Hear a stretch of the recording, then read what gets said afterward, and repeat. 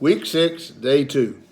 Yesterday, you should have written 3 goals you want to get done this week, 3 goals you want to do today, whatever it might be. You may have goals per day, you may have goals per week, or you might have set a goal to lose a certain amount of weight in 6 months, and you've cut it down into slices, so I'm going to lose X amount per day, X amount per week, whatever it might be.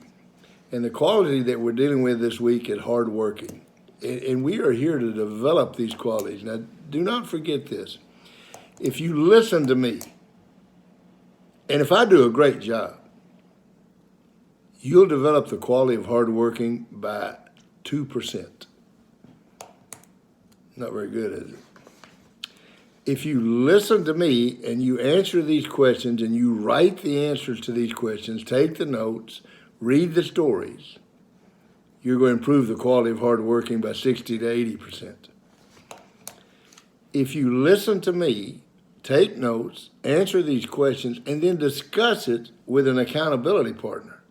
If you've got anybody, your mom, your dad, your brother, your sister, another player, another friend, and you discuss the answers with them, you're going to develop the quality of hardworking 80 to 100%.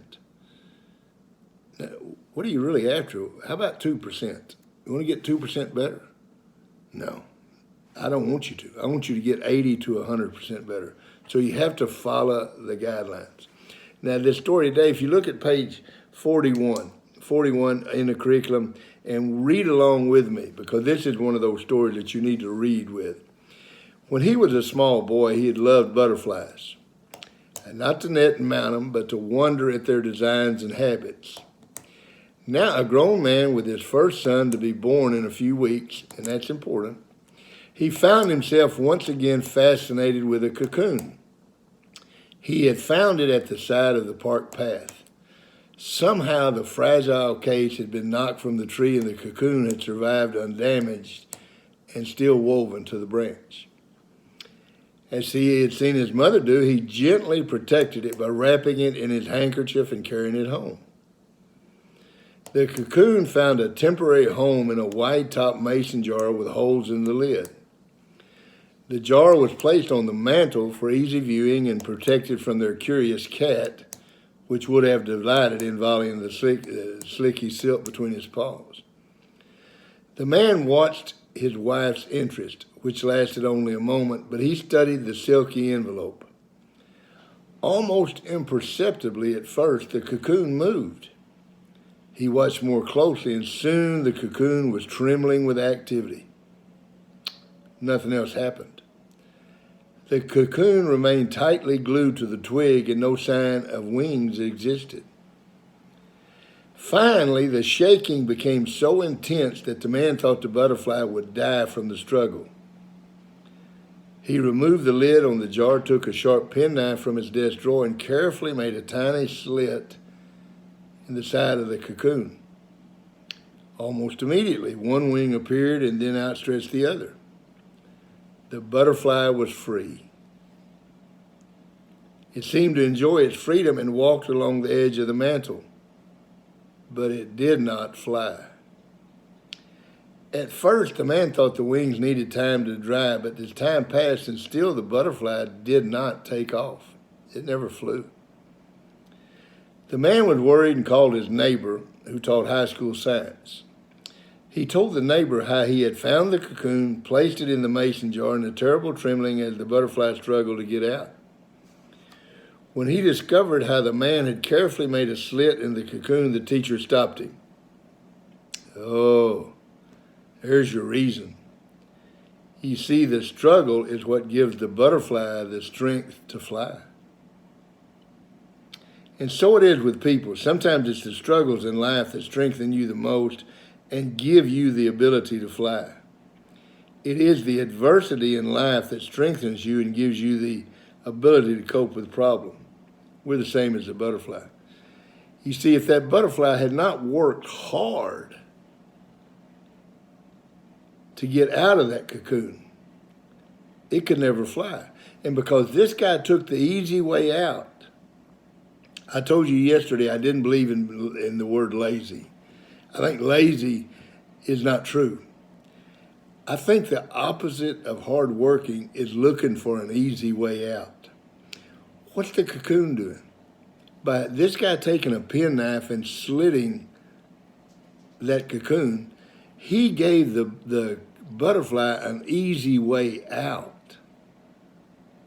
Well, if you're always looking for the easy way out rather than being hardworking, you're never going to fly. This butterfly, the trembling, the struggles, the hard work is what made it able to fly. If you're not willing to work hard, if you're not willing to do the things, to invest the things that you have to do, it's like everything else. It's not what you want in life. It's what are you willing to accept in life. Everybody hates to lose. When coaches say, I want somebody that really wants to win, everybody wants to win. How many of you hate to lose? Just can't stand losing. And you get to that point. I had a man tell me one time, if you invested 10 cents in General Motors and you heard it was fixing to go under, what would you say? No big deal. 10 cents. What if you invested your life savings, everything you owned, and you heard it was going bankrupt? Now you'd be going, no, we may have to reorganize, or we may have to, if you're down by 13 points in the fourth quarter and you've not put hard work into it, if you've not worked so hard, if you don't just sit there and tremble, just like that cocoon did, no big deal. You'll lose. Work hard. That enables you to fly. Look at question number 1. Give a life example of the butterfly. What do you have to work hard at to fly, which is be successful? What is it that you have to work hard at? Some people have to work hard at math. Some people have to work hard at getting up in the mornings. Some people have to work hard at being strong. We all have weaknesses. What is it that we're working at to be able to fly? Number 2, how can you rejoice, be happy in hard times? How can you be happy when hard times come upon you?